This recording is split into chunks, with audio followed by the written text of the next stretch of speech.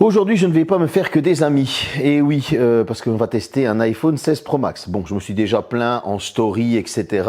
Certains m'ont dit, ce n'est pas un 16 Pro Max, tu mens, ce n'est pas un vrai. Bon, voici la boîte au cas où, hein, il fait bien écrit 16 Pro Max. On peut aller dans les réglages, etc. Et j'ai même la facture. Donc, vous voyez bien, c'est un 16 Pro Max. Malheureusement, il y a des choses, à des tarifs assez élevés qui sont impardonnables. Si vous avez une ancienne génération, gardez-la bien et vous allez comprendre avec cette vidéo pourquoi.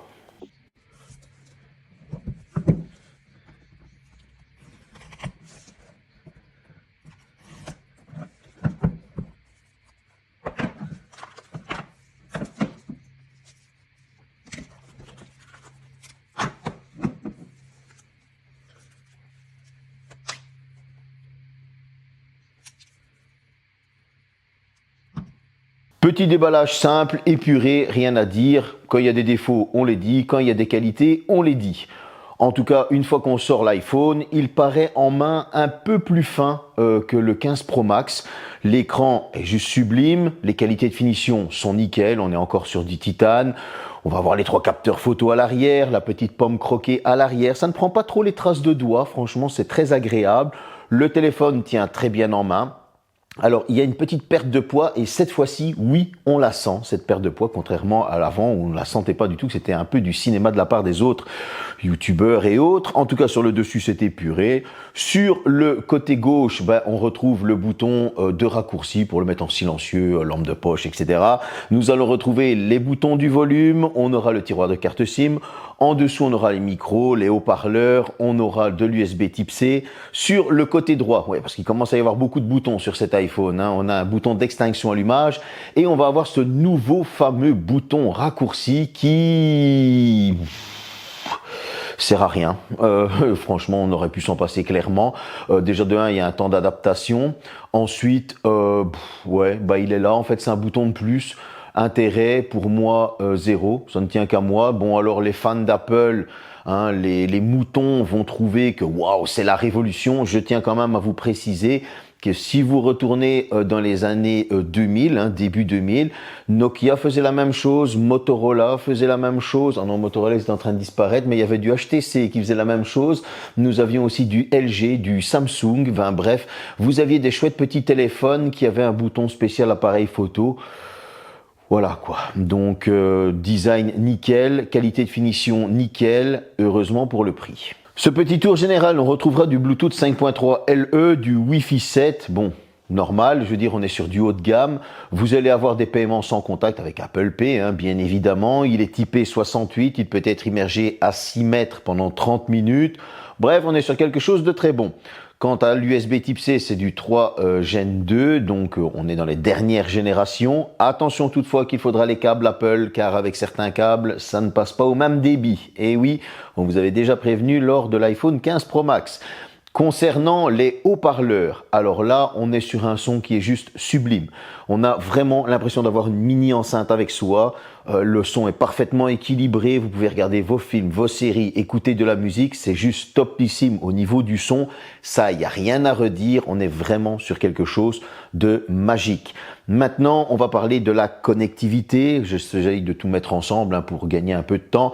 On peut capter la 5G, heureusement. Au niveau du Wi-Fi, eh bien, je suis sur un Wi-Fi qui donne 400 MB. Hein, je suis en campagne, comme j'ai déjà expliqué. Par rapport à la concurrence, par rapport à un PC gamer qui est en Wi-Fi et en câblé, je les ai passés en Wi-Fi pour l'occasion, j'avais exactement le même débit en Wi-Fi, il n'y avait pas de perte, donc on était sur quelque chose de stable. Concernant la 5G, là aussi, je capte la 5G de la même manière que la concurrence. Il n'y a pas de perte de réseau, etc. Lorsqu'il y a 2 barres chez un, il y a 2 barres chez l'autre avec même carte SIM. Je tiens à le préciser parce que certains me disent « Oui, mais tu n'utilises pas les mêmes cartes SIM. » Non, c'était bien la même que j'ai interchangée pour les plus difficiles.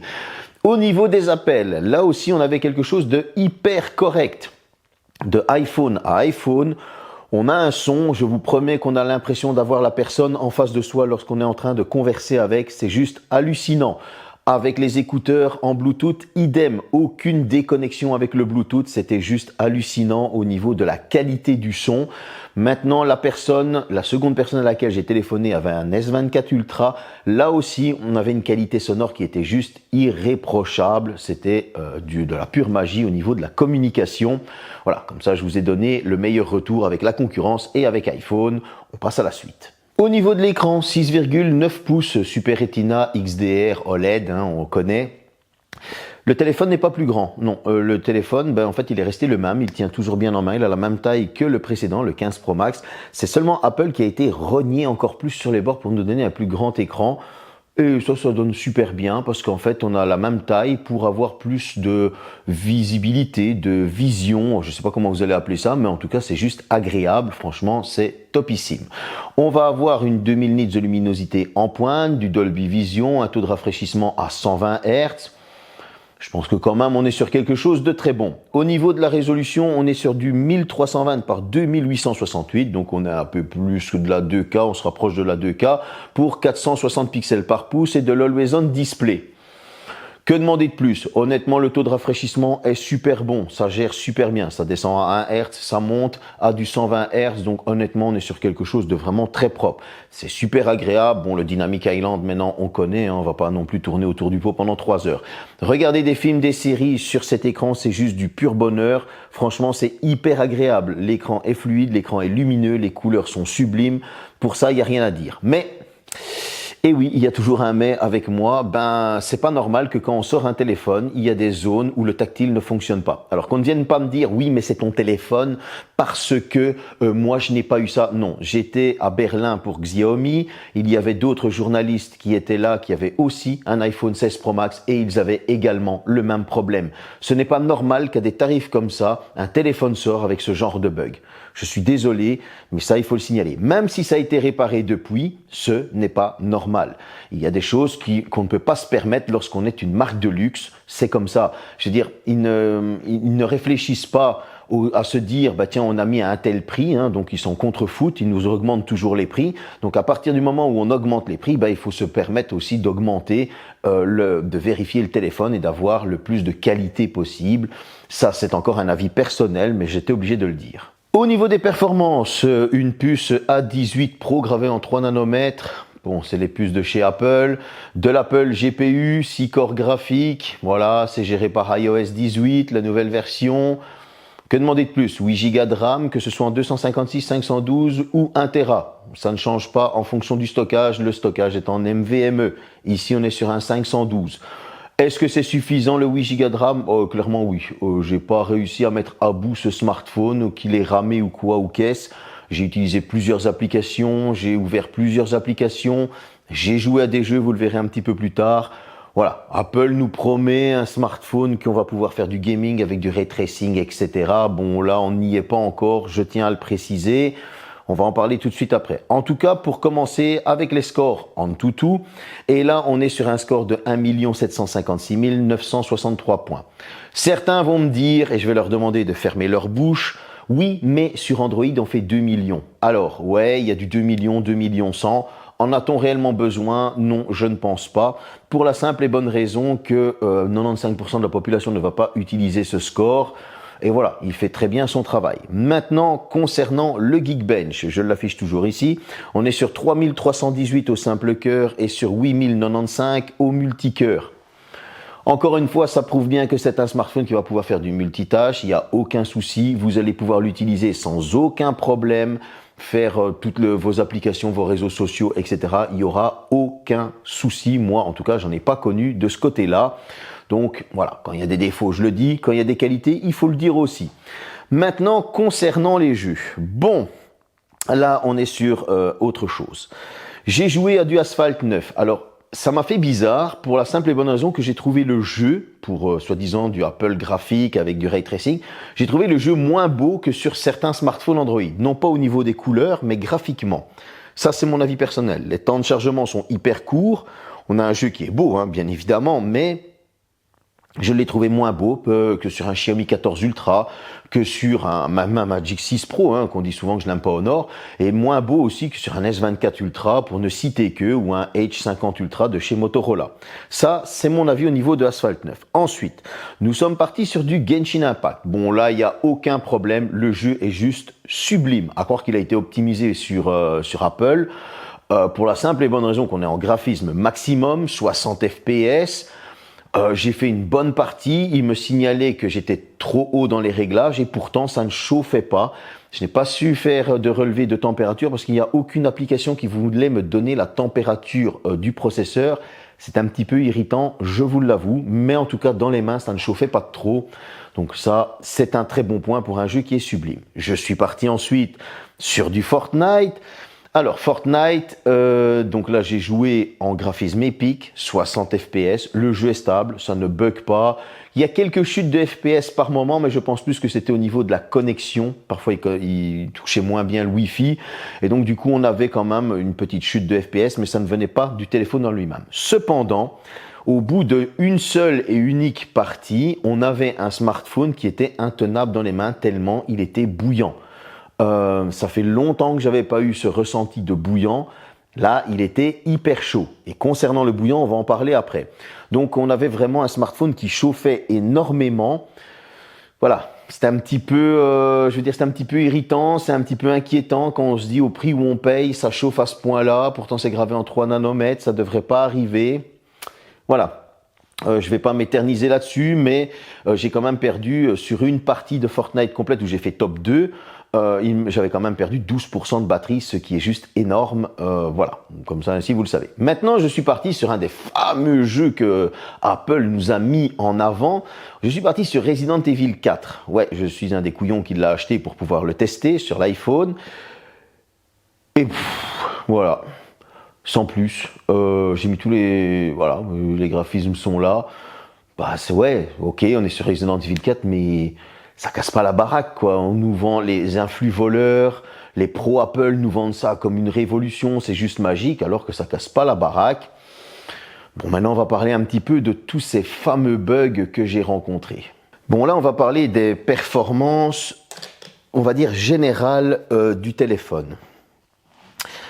1729 €. Bon, vous allez me dire, c'est moi qui a bien voulu le payer, pas le choix, si je dois faire le test, hein, il y aura aussi un iPhone 16 en test, il y en a même deux, un rose, un vert, hein, parce qu'il y en a eu deux en achat. Et je trouve quand même scandaleux qu'on te sort un téléphone, comme je le disais un petit peu plus tôt, avec des bugs. Alors, certains vont me dire, oui, mais c'est le tien qui a des problèmes, parce que je vois déjà les fanboys et les moutons venir me casser la tête. Je vais leur dire encore une fois, ferme ta bouche, hein, ton avis ne m'intéresse pas. Pour la simple et bonne raison que j'étais à Berlin pour Xiaomi.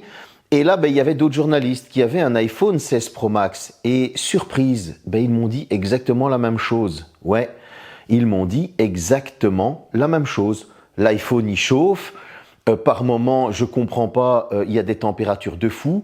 Une fois que je commence à filmer, on parlera des caméras un petit peu plus tard, ça chauffe.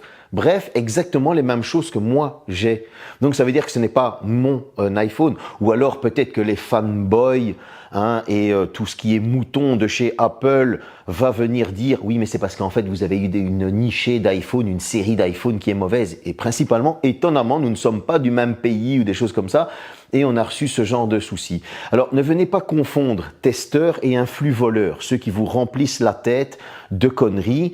Voilà, moi je ne suis pas partisan de la secte. Pourtant, j'utilise du Apple. Vous pouvez le regarder à ma montre ici, mon iPad, etc. Il y a un Mac. Donc désolé, mais non, ce genre de choses ne doit pas arriver. Dans les bugs rencontrés, il y a aussi le tactile qui ne fonctionne pas. Alors tu essayes de couper le réveil. Tu essayes d'allumer la lampe de poche, pardon, et la couper, et là ça bug aussi. Tu as le Bluetooth qui a du mal à se connecter à la voiture. Alors on va me dire, oui mais c'est ta voiture, ok. Donc ça a eu du mal à se connecter à une BMW, ça a eu du mal à se connecter à une Mercedes, ça a eu du mal à se connecter à une Volvo. Je vais faire toutes les marques pour que ça... Et alors c'est aléatoire, des fois ça marche, des fois ça marche pas. Donc... Alors, la connexion automatique ne se fait pas. Tu dois systématiquement aller dans Bluetooth, cliquer pour que l'iPhone se connecte. C'est pénible. c'est pénible. Donc, excusez-moi, mais à un moment donné, il faut ouvrir ses yeux et se dire, ben non, il y a des sérieux problèmes à des prix pareils, ça ne doit pas arriver. Une partie très attendue, c'est la photo et la vidéo. Là, je vais faire taire ou fermer la gorge ou fermer la bouche, que ce soit au clan Android comme au clan Apple. Pourquoi ? 4K 120 fps de la nouveauté. Qui filme son pote ou se filme pendant qu'il a une explosion derrière lui en 120 fps avec une bagnole qui est en train de faire des tonneaux, hein, tout ça pour se dire après, bah tiens, je vais monter ça sur Adobe Premiere, ça va faire un chouette ralenti pour mettre sur les réseaux sociaux. Bref, si tu veux faire du cinéma, bah tu vas pas utiliser un iPhone, tu vas utiliser quelque chose d'autre, hein, du matériel pro. Donc voilà, je veux dire, vaut mieux avoir une bonne 4K 60 fps, même une 4K 60 fps parfaite. Et au moins, comme ça, voilà, on n'a pas besoin de ce genre de gadget. Pour ceux d'Android qui vont venir faire aller leur bouche en me disant, t'as vu, il n'y a même pas la Weka, ferme ta gorge. J'ai envie de te dire, pour la simple et bonne raison, t'as la Weka, tu l'utilises quand ? Tu filmes en Weka ? Tu as une télé Weka pour regarder ce que tu filmes ? Tu filmes combien de temps en Weka ? Tu as assez de stockage ? Voilà, je veux dire, comme ça, ainsi, c'est le match nul, ça ferme la bouche aux deux clans.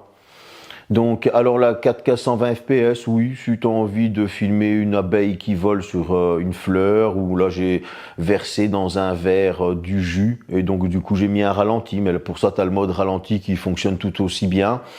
Donc voilà, en tout cas on retrouve 3 capteurs photo à l'arrière, un premier capteur de 48 mégapixels ouverture 1.8 dual pixel, un deuxième capteur 12 mégapixels ouverture 2.8 téléobjectif zoom optique x5 et un troisième capteur 48 mégapixels qui avant était du 12 mégapixels, donc il a bien grandi et il nous offre une ouverture 2.2 en ultra grand angle. Franchement ça fait plaisir d'avoir ces belles et petites améliorations. À l'avant, on retrouve un 12 mégapixels qui ne change jamais, d'ouverture 1.9, grand angle. Alors, vous allez avoir le lidar, etc., hein, pour vous scanner la face. Bien évidemment, ça va enregistrer le son jusqu'en 3D stéréospatial, blablabla. Du logiciel. Bon. Maintenant, est-ce que je vais critiquer la photo ? Non, pas du tout. Alors, je ne vais pas la critiquer du tout, pour la simple et bonne raison qu'elle était déjà très bonne sur l'iPhone 14, elle était déjà très bonne sur l'iPhone 15, et elle est encore aussi bonne sur l'iPhone 16 Pro Max. Que demander de plus ? Je ne sais pas. En tout cas, oui, on pourrait avoir plus de zoom. Moi, comme je le dis souvent sous Android, j'en ai pas besoin. Un zoom x10 me suffit amplement. Là, on a un zoom x25 qui est franchement top. Et il n'y a rien à lui reprocher, donc là, c'est nickel. Au niveau du selfie et du mode portrait, là aussi, on est sur des tons naturels, on n'a pas la face trop lissée, j'ai ma sale tronche de base, et honnêtement, ça fait plaisir de me retrouver tel que je suis, donc je ne vais pas critiquer non plus. Au niveau de la macro, là aussi, on a une excellente macro, franchement, c'est du très beau travail. Je n'ai rien à dire de ce côté-là non plus. Là où j'ai quelque chose à dire, c'est au mode nuit. Ouais, ça éclaircit un peu trop à mon goût. Je vous avais déjà montré un petit comparatif lorsque j'étais à Venise, hein, par rapport à d'autres smartphones, notamment les Pixel. Et ici, ben, c'est la même chose sur ces 16 Pro Max. Je veux dire, ça n'a pas beaucoup évolué. C'est toujours un éclaircissement un peu trop intensif à mon goût.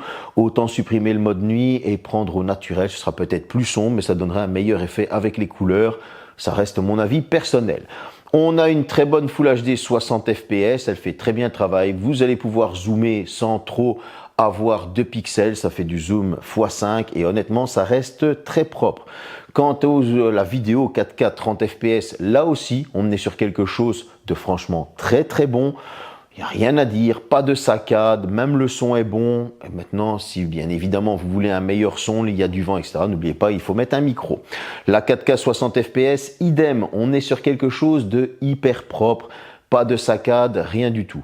Globalement, on a franchement une très très bonne partie photo et une très très bonne partie vidéo. Je le dis chaque année pour les iPhones, mais c'est la vérité, ça reste un point fort chez eux.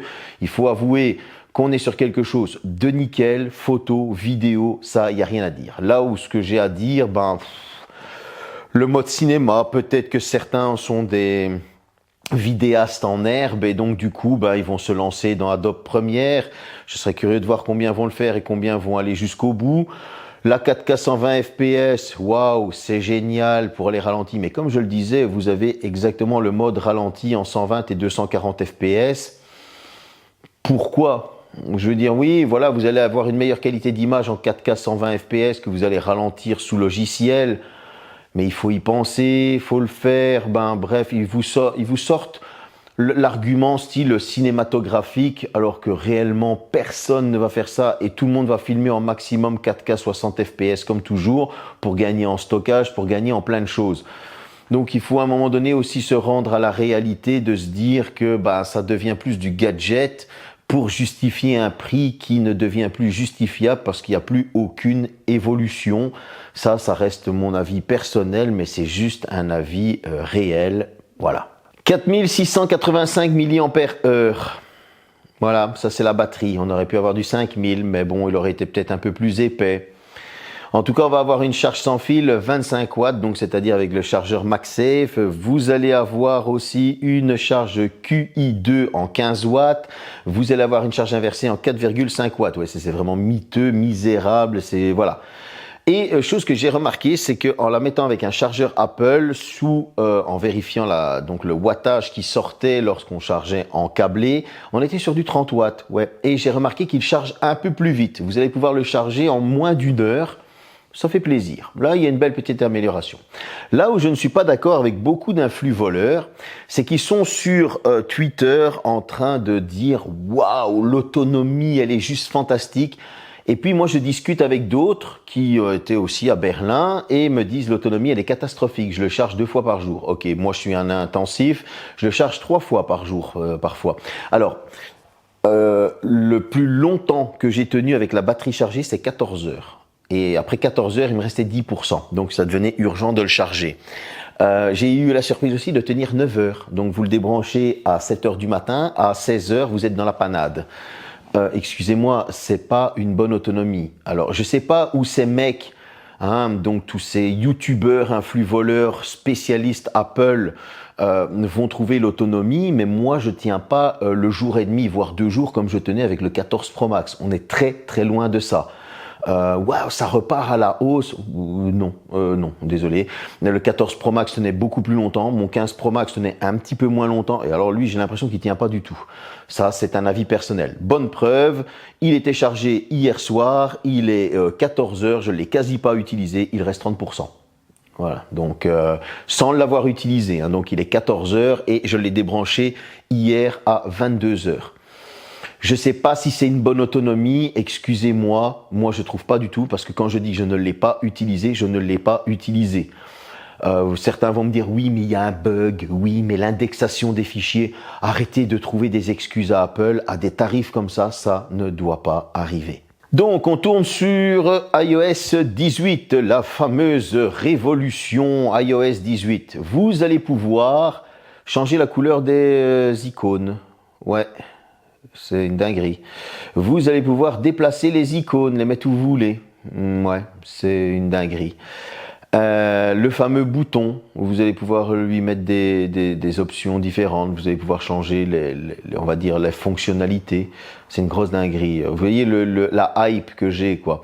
Alors, j'ai rien contre Apple, parce que comme je l'ai dit, je suis utilisateur Apple, mais à des tarifs comme ça, je m'attends quand même à vachement mieux. Vachement mieux. Parce que les tarifs ne descendent pas, mais par contre, la technologie, elle ne monte pas. Il est grand temps de faire autre chose. Il est grand temps de justifier les tarifs que l'on paie. Et il est grand temps que les moutons se réveillent et arrêtent d'écouter les influx voleurs. Ouais, ce sera sûrement une vidéo coup de gueule, mais en tout cas, je ne dis que ce que je pense et je dis la vérité. Actuellement, on paye l'iPhone non pas pour de la nouvelle technologie, on paye l'iPhone pour une mise à jour logicielle. Quand on entend ces influx voleurs sur le Twitter, quand on les lit sur l'Instagram, on les entend sur YouTube, ils sont toujours en train de nous parler iOS. Mais excusez-moi, on paye 1500, 1700, 1000 euros pour des téléphones pour une mise à jour. Parce qu'au final, on a juste tout le temps le même téléphone avec un petit capteur qui change, un bouton supplémentaire. Et attention, on a iOS 18 ou 19 ou 20. Excusez-moi, c'est une mise à jour. Vous vous rendez compte que certains se plaignent de payer 4 euros une application sur un store, mais ils vont aller payer 1000 balles pour une mise à jour de téléphone. Parce qu'au final, si vous voulez clairement un bon téléphone, si vous avez un iPhone 13 Pro Max, 14 Pro Max, 15 Pro Max, honnêtement, il est inutile de changer et de partir sur un 16 Pro Max. Pourquoi? On n'a même pas l'intelligence artificielle et en plus de ça, on ne sait même pas réellement ce qu'elle va donner au final. Oui, on a un avant-goût des propositions de mots, etc. Ça casse pas la baraque. Je veux dire, ça va faire blinder de temps que sur Android, on a l'intelligence artificielle, on peut effacer des objets, on peut modifier nos photos. Sur les 14T, 14T Pro de chez Xiaomi qui sont la moitié du prix, on peut faire des trucs de dingue dessus et c'est gratuit. Excusez-moi, on se fait quand même royalement arnaquer. Donc si vous avez une ancienne génération, 13, 14, 15, ne changez pas. Si maintenant vous êtes un petit peu plus loin, 10, 11, 12, et que vous voulez vraiment rester chez Apple, bien évidemment, faites-vous plaisir, prenez un 16 Pro Max. Quoique, honnêtement, jusque maintenant, celui qui m'a le plus subjugué dans cette nouvelle version d'iPhone, c'est le 16 normal et le 16 Plus. Et ça, on verra ça dans un prochain test. J'espère que cette petite vidéo vous a plu. Vous êtes de plus en plus nombreux à me suivre. En tout cas, ça fait super plaisir. J'ai essayé d'être le plus honnête, encore une fois, avec vous. Vous montrer le téléphone, vous dire ce qui va, ce qui ne va pas. On paye trop cher, on se fait trop arnaquer. Et ça, il est temps que ça change. La chaîne sert à ça, à vous guider dans vos achats, à vous guider pour ne pas vous faire arnaquer. Salut!